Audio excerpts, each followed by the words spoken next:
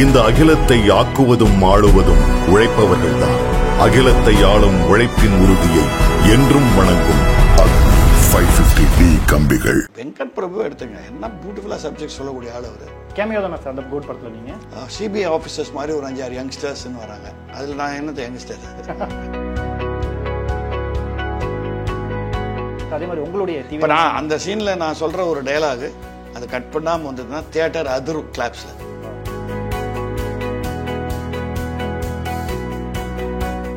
அதே மாதிரி விஜய் சார் பற்றி பேசுனீங்க. ஸோ அவர் இப்போ பொலிட்டிக்கல் ஒரு படம் முடிச்சு அரசியல் பக்கம் வரேன்னு சொல்லிட்டாரு சார். அவர் வந்து யாருமே சார் பொலிட்டிக்கலில் வரல, தப்பு இல்லை. நம்ம அவர் சிட்டிசன் தான் இந்த கண்ட்ரிக்கு, வரக்கூடாதுன்னு நான் சொல்ல முடியாது. ஆனால் வந்தால் முழுமையாக இறங்கும்.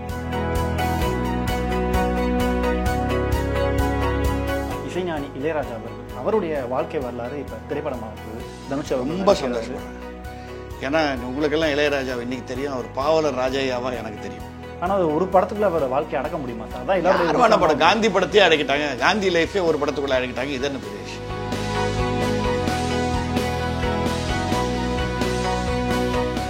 தனுஷ் இளையராஜாவா நடிக்கிறாரு.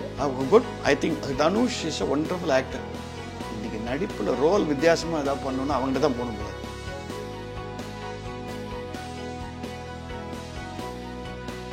ஆனால் இன்னொரு பக்கம் அந்த படத்தினுடைய இயக்குனர் அருண் மாதேஸ்வரன் அவர் இதுக்கு முன்னாடி பண்ண படங்கள்லாம் கொஞ்சம் வயலன்ஸ் அதிகமாக தான் இருந்திருக்கு. ஸோ அவர் இந்த படத்தை இளையராஜா படத்தை அழகாக ஹேண்டில் பண்ணுவாரா அப்படின்ற ஒரு விமர்சனமும் வந்து. இளையராஜா கையில் அருவாளை கொடுக்காம இருந்தால் சரி, அவர் அப்படி பண்ணுவார். இதே சார் கதைக்கு ஏற்ற மாதிரி தான் சார்.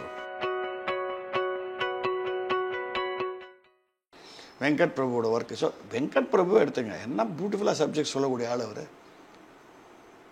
ஐ திங்க் அவருடைய இப்போ விஜயோட அவர் பண்ணுற படம் வித்தியாசமாக இருக்கும்னு என்னோட ஃபீலிங். ஏன்னா நான் ஒரு கெஸ்ட் ரோல் பண்ணியிருக்கேன். Super super. நான் இருக்கணுன்றதுக்காக ஒரு 2 சீனை எனக்கு கோட் பண்ண சொன்னேன். அதை பார்க்கும்போது அதில் ஒரு விஷயம் இருந்தது எனக்கு தெரிஞ்ச வரைக்கும். வித்தியாசமான படமாக தான். ஆமாம், ஆக்ஷன் இருக்கும், ஆக்ஷன் இல்லாமல் இருக்காது. விஜய் வச்சுக்கு நீங்கள் ஆக்ஷன்லாம், பட் அதில் வந்து ஒரு இப்போ நீங்கள் துப்பாக்கி பார்த்தோம்ல வருது, இன்னும் பிரில்லியன்ட் பிக்சர் இது, அந்த மாதிரி விஷயம் இருக்கும். Okay okay okay. கேமியோ தானே சார் அந்த கோட் படத்தில் நீங்கள்? நான் ஒரு கேமியோ தான் பண்ணேன். ஏன்னா அது ஆல்மோஸ்ட் முடிகிற ஸ்டேஜில் அவருக்கு நான் இருக்கணும்னு ஆசைப்பட்டு கூப்பிட்டாரு. அது வேற ஒன்றும் அதில் நிறைய சிபிஐ ஆஃபீஸர்ஸ் மாதிரி ஒரு 5-6 யங்ஸ்டர்ஸ்ன்னு வராங்க. அதில் நான் என்னது யங்ஸ்டர். விஜய் சாருக்கும் உங்களுக்குமான போர்ஷன்ஸ் இருக்காது? அவரோட தான் எனக்கு சீன். விஜய் சார் கூட தான். Okay okay okay sir. அதே மாதிரி உங்களுடைய இப்போ நான் அந்த சீனில் நான் சொல்கிற ஒரு டயலாகு அது கட் பண்ணாமல் வந்ததுன்னா தியேட்டர் அதிரும் கிளாப்ஸில். விஜய் ரசிகர்களுக்கு நான் மனமாரி தான் சொன்னது. ஏன்னா எனக்கு விஜய் உளுண்டில்லைன்னு தெரியும். அவங்க அப்பா படம் எல்லாம் நான் பண்ணியிருக்கேன். அதை சொல்லும்போது சொல்கிறேன், எஸ்.ஏ. சந்திரசேகர் ஒரு ஒரு கேரளா ஆளோட கதையை எடுத்து ஒரு படம் பண்ணுறார், அவரை டைரக்ட் பண்ணி. ஓகே. அந்த படம் வரட்டு சார், வித்தியாசம்னா அப்படி ஒரு வித்தியாசமான படம். நீங்கள் அதில் ஒரு ஃபஸ்ட் கிளாஸ் ஜட்ஜு ரோல் பண்ணியிருக்கேன் நான். ஒரு 2 நாள் ஷூட்டிங் நடந்துட்டு கொடைக்கானல்ல, இன்னும் இங்கே ஒரு 1 வீக் இருக்குது. பிரமாதமான படம் அது. நீங்கள் நான் அதை பற்றி ஒன்றுமே சொல்ல மாட்டேன். சட்டம் ஒரு இருட்டாரு அந்த மாதிரி. அது ஹீரோ வந்து ஒரு நாய். ஓ.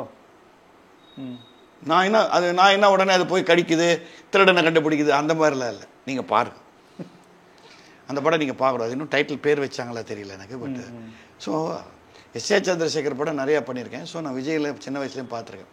ஸோ இந்த கோட்டில் எனக்கு லக்கா அந்த ஒரு டைலாக் கிடச்சிது. ஓகே, நீங்கள் சொல்லும் போதே கொஞ்சம் வெயிட்டிங் தூக்கம் ஆடியன்ஸ் அந்த வச்சுருந்தாங்கன்னா அது அப்படியே வச்சுருந்தாங்கன்னா தியேட்டர் அதிரும். நிச்சயமா சார். அதே மாதிரி விஜய் சார் பற்றி பேசுனீங்க. ஸோ அவர் இப்போ பொலிட்டிக்கல் ஒரு படம் முடிச்சு அரசியல் பக்கம் வரேன்னு சொல்லிட்டாரு சார். அவர் வந்து யாருமே சார் பொலிட்டிக்கலில் வரல, தப்பு இல்லை. நம்ம அவர் சிட்டிசன் தான் இந்த கண்ட்ரிக்கு, வரக்கூடாதுன்னு நான் சொல்ல முடியாது. ஆனால் வந்தால் முழுமையாக இறங்கணும்.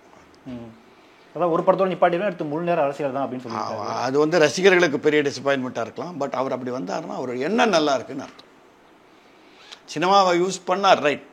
சினிமாவை யார் யூஸ் பண்ணல? அறிஞர் அண்ணாலேருந்து எல்லாம் சினிமாவை யூஸ் பண்ணி தான் இங்கே பாலிடிக்ஸ் வந்திருக்காங்க.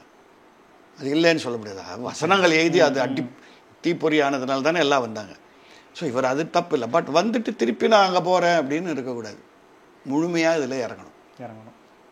அந்த தைரியம் இருந்தால் டெஃபினட்டாக அவர் ஏதோ நல்லது செய்யணுன்ற எண்ணத்தில் வந்திருக்காருன்னு தான் அர்த்தம். அதுதான் நான் பார்க்குறேன் இப்போதைக்கு. அதுதான் நான் அவருக்கு மெசேஜ் அனுப்பிச்சேன். உன்னோட ஸ்டேட்மெண்ட் எனக்கு பிடிச்சது. Because once I come into politics I won't look back to ஃபிலிம்ஸ்ன்னு சொன்னது. அது ஆஸ் அன் ஆக்டர் எனக்கு வருத்தம் தான். இன்னும் 2-3 படம் பண்ணுற சான்ஸ் போடுவேன். But maybe it is good for the public. We don't know. இப்போ நம்ம எதையும் கமெண்ட் பண்ண முடியாது சார். அவர் இறங்கணும், அப்புறம் தான். ஆனால் உங்களுக்கு அட்வைஸ் பண்ணுறீங்க பர்சனலாக நீங்கள் அவருக்கு? நான் மெசேஜ் அனுப்பிச்சேன், அவ்வளோதான். Who am I to advise anybody? என் அட்வைஸ் என் பசங்களே கேட்குறது இல்லை, நீங்கள் வேறு. அதே மாதிரி இன்னொருத்தர் உங்களுடைய தீவிரமான ஃபேன் ஆதிக் ரவிச்சந்தர். ஸோ 2 படங்கள் ஒரு நல்ல கேரக்டர் உங்களுக்கு கொடுத்துருந்தாரு சார். அவர் எனக்கு ரொம்ப பிடிக்கும் சார். அது அண்ட் அவருக்கு இப்போ நல்ல கல்யாணம் ஆகி செட்டில் ஆகிருக்கிறது ரொம்ப சந்தோஷமாக இருக்குது. அநேகமாக அவருடைய அஜித் படத்தில் நான் இருப்பேன்னு சொல்லியிருக்காரு. அது என்னோட கேள்வி மாதிரி தான். குட் பேட் அக்லி கதை கேட்டிங்களா நீங்கள்? இல்லை எனக்கு இன்னும் ஒன்றும் சொல்லலை. நான் இருப்பேன்னு சொல்லியிருக்காரு, இன்னும் வந்து சொல்லலை.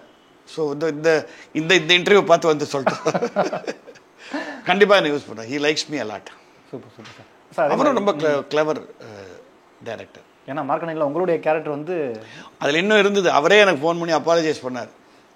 லெங்க்த்னால சில அருமையான சீன்ஸ் அதெல்லாம் போயிடுது. பட் அதான் ஒன்று என்கிட்ட என்ன சொன்னார், அவர் வந்து இந்த ரோலை நீங்கள் தான் பண்ண முடியும், வேறு யாரும் இதை டீலே பண்ண முடியாது, ஆடியன்ஸ் ஒத்துக்கவே மாட்டாங்க வேறு யார் பண்ணாலும்னு சொல்லி தான் எனக்கு இந்த ரோல் கொடுத்தார். Okay sir. இறுதியாக ஒரே ஒரு கேள்வி. இசைஞானி இளையராஜா அவர்கள் அவருடைய வாழ்க்கை வரலாறு இப்போ திரைப்படமாக போகுது. தனுஷ் ரொம்ப சந்தோஷப்படுறேன். ஏன்னா உங்களுக்கெல்லாம் இளையராஜா இன்னைக்கு தெரியும், அவர் பாவலர் ராஜையாவா எனக்கு தெரியும். அவரோட ஆர்கெஸ்ட்ராவோட நான் நடத்தி 4 ப்ரோக்ராம் நானும் வாசிச்சிருக்கேன். அவருக்கு ட்ரம் வாசிச்சிருக்கேன். இன்றைக்கி என்னை பார்த்தாருன்னா ஏய் ட்ரம்மர் அப்படி தான் கூடுவார். ஒரு பெரிய விழாவில் ஈரோட்டில் பொண்ணு நடத்தின ஒரு விழாவில் என்னை கூப்பிட்டு திடீர்னு கேட்டு வாசிக்கிறியா அப்படின்னாரு. சார் விளையாடுறீங்களா பப்ளிக்கில். அது ஒண்டர்ஃபுல்.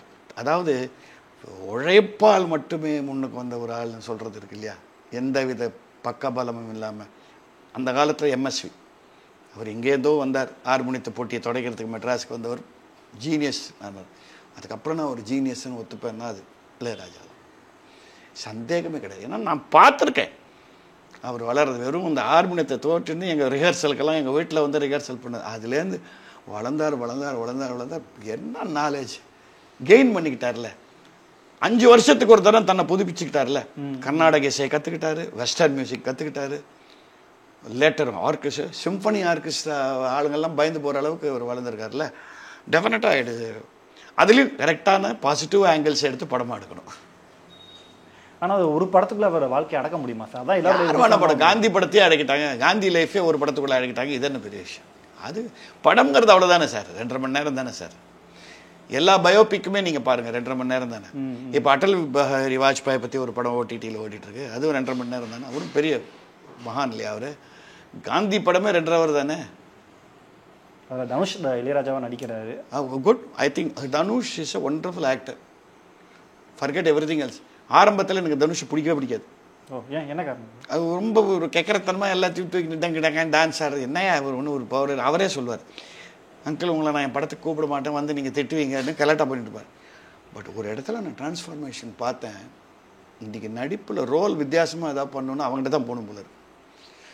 நான் இது மூலமாக நான் அவர்கிட்ட சொல்லிக்கிறேன், அவர் போய் ரீச் ஆகட்டும்னு. நாங்கள் வந்து மைண்டில் ஒரு ஆசை இருக்குது எனக்கு. இந்த பரீட்சைக்கு நேரமாச்சு நான் பண்ண அந்த படம் ஞாபகம் இருக்குங்களா, சிவாஜி சாரோட. மிகப்பெரிய படம் அது. அதை ரீமேக் பண்ணணுன்னு ஆசையாக இருக்குது. அதில் சிவாஜி சார் ரோலை நான் ஏற்கனவே நாடகத்தில் திருப்பி ரீடூ பண்ணிட்டேன். சிவாஜி ரோலை நான் பண்ண அந்த அப்பாவி ரோலை தனுஷ் பண்ணால் இன்றைக்கி சூப்பர் கிளாஸ் சார். எங்கேயாவது அவர் இதை கேட்டாருன்னா ஒத்துக்கு டேட்டு கொடுக்குறாரு பாப்போம். ஆனால் இப்போ இருக்கிற சூழ்நிலைக்கு ஏற்ற மாதிரி கொஞ்சம் ஆமாம் டெஃபினட்டாக மாற்றணும். அது இல்லையே சார். ஒரு அதில் கதை என்ன, எந்த காலத்துக்கும் உங்கள் அப்பா வந்து தன் புள்ள மக்குன்னு ஒத்துக்க மாட்டான்ல. ஒன்றும் இல்லை, உங்கள் புள்ள அட்மிஷன் எக்ஸாமில் ஃபெயில் ஆகிட்டான்னு வச்சுங்க, நீங்கள் போய் முதல்ல என்ன சொல்வீங்க? என் பையன் சரியாக எழுதலை நான் சொல்வீங்க சார், அவன் நல்லா தான் சார் எழுதுனான், அது ஏதோ இது சார், பக்கத்தில் ஏதோ சவுண்டு சார், பக்கத்தில் இருக்கிற பென்சிலை பிடிங்கிட்டானா சார், ஏதோ நம்ம எக்ஸ்கியூஸ் சொல்லுவோம். அதுதானே அந்த கதை. அது எக்காலத்துக்கும் நிற்கிற கதை இல்லை.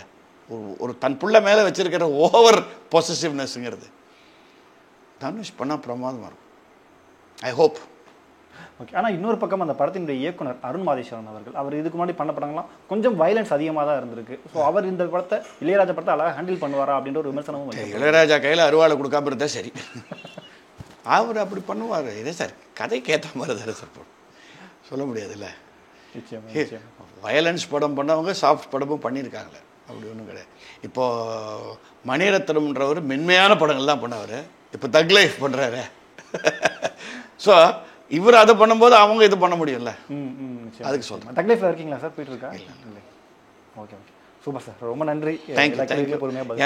மீண்டும் எனக்கு வினீத் சீனிவாசனுக்கு மிகப்பெரிய ஒரு நமஸ்காரம் சொல்லணும். ஏன்னா ஒரு படம் வந்து நம்ம போய் கேட்டு வருதுன்றது, அவர் ஃபோன் பண்ணி நீ இந்த ரோலுக்கு ஐடியல்னு சொன்னதுறது அது இவ்வளோ சூப்பர் சக்ஸஸ் ஆனது.